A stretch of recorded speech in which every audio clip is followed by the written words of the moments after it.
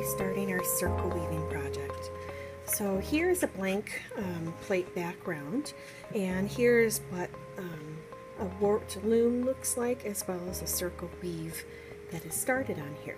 So we're going to start the weaving part next week, but today we're going to be painting the background of our plates.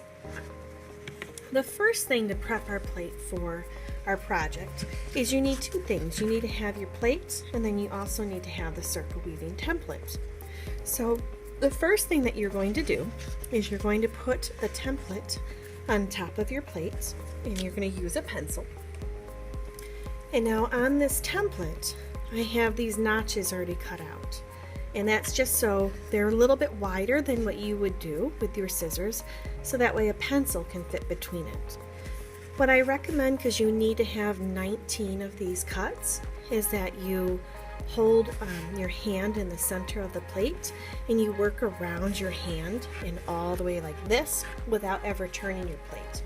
That helps, so then you see where you started and where you finished. So all you need to do is go through and make your marks in each of the lines all the way around. Once you're done with that, you're going to give your circle weaving template to another student at your table, and you'll keep your pencil by you, and you're going to grab a pair of scissors. When you use your scissors on this project, you need to make sure that you're using them the proper way. So the proper way is that when you go to cut, because we want to cut on the line, and you would like to cut just to that first rim part here. You don't want to use just the tip of your scissors. That's the weakest point in them. They're not that strong up here. You want to use all the way in the back of the mouth. So what you want to do is you put it all the way here in, and then you squeeze and cut down, and that'll help you. So once you get the hang of it, it'll go a lot quicker, and you'll be cutting all of the little lines around. Once you're done with this, you're going to put your scissors away, and the next thing you're going to do is we're going to draw our ocean waves.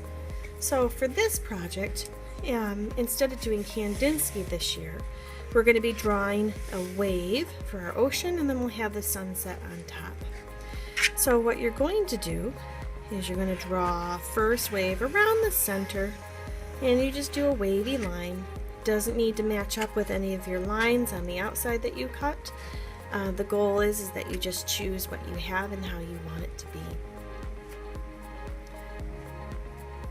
Good. So now that you've drawn your first line, we're going to draw our second line. So with your second line, you're just going to do a smaller wavy line below it. And that's the first step. After you've done this, and if you haven't done so already, you want to write your name on the back along with your teacher code, because they're all going to look pretty similar at the very end. When you're done using your pencil, we're going to put it away so it doesn't end up in any of the paint. Today, we're going to be using our tempera paints. So I have a little palette. It's on palette paper here, set up for you. We've got our, our warmer colors, and then we have our blue, which is our cool color, and white.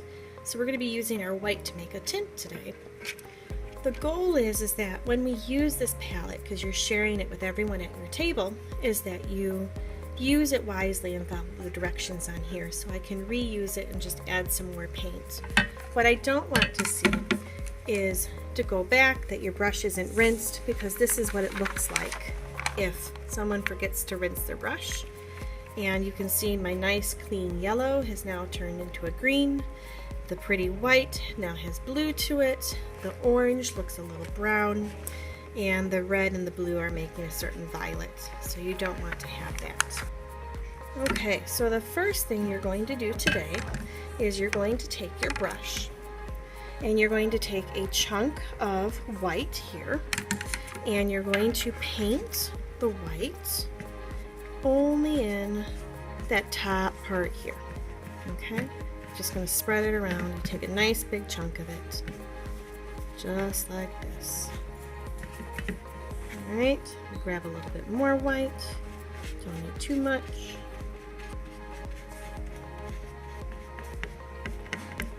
Okay. Without rinsing your brush, you're going to go and take a tiny little bit of blue, just a little bit, and you're going to put it on top of your white and blend it. This is called a tint. In any of your brush strokes that you have, you can see here, makes it a little bit more wavy-like, kind of like the ocean.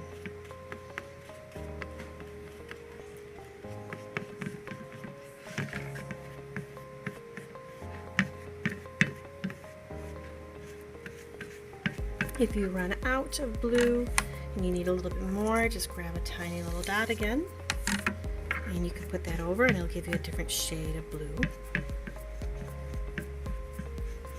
And get all the way to the edges.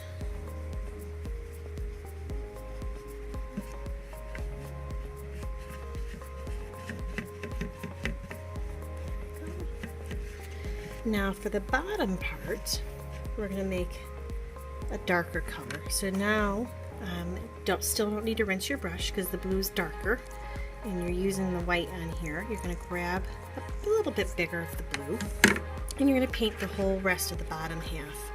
You can go over a little of what you did on top, and that'll give it a nice transition. So you'll have like a light blue, a medium blue, and then a dark blue. Okay. So see here, I'm already getting a little dry, so I'm going to grab a little bit more. And if it gets too dry where it doesn't move, like I see all these brush strokes, all you need to do is dip your brush really quickly in the water, and then look, it moves it. It just gets a little bit wet, that wet to help move it along. All right. Okay. So you can always go back and rework different things if you need. There we go. Once you've done that, before we move on, the next thing that you'll do is you're going to take your brush and you push it to the very bottom of your cup. Okay, just like this. And you'll swirl it around on the bottom of your cup. Just a couple swirls. And then you rinse it by just putting it up against the side nicely like this, and it takes all those little dribbles off. And there, now it's nice and clean and rinsed. So now we're going to work on the sunset. Next week, when we're done, we'll draw our sailboat on here, and then we'll start with the weaving for it. But what we're going to do is you're going to grab just a little bit of your yellow, and when it touches the blue, it might make a little bit of a green tint, and that's okay. So we're going to do a nice thin line of the yellow.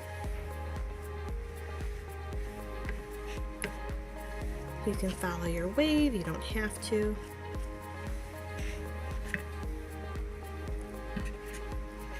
And as you can see, I'm holding areas that do not have any paint on it. It's nice and dry, and that helps me keep my hands nice and clean.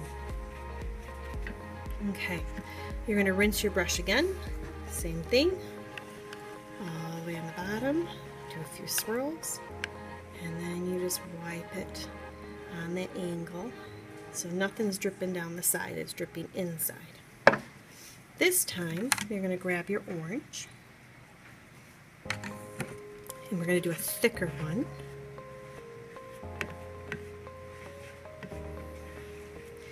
And you can touch it to the yellow. If you have a lot of water, it might do some drips, and that's okay.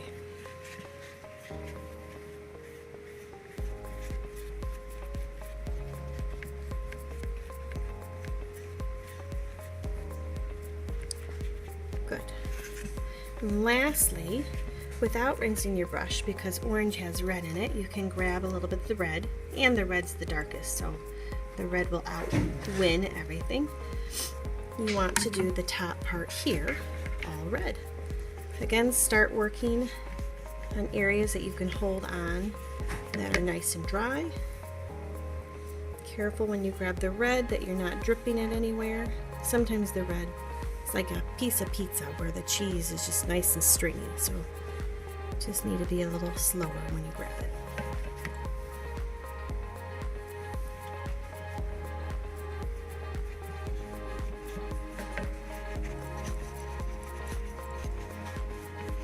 And then this area is probably dry.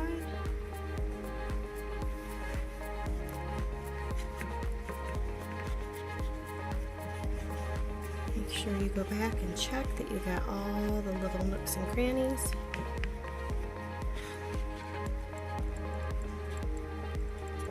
Good.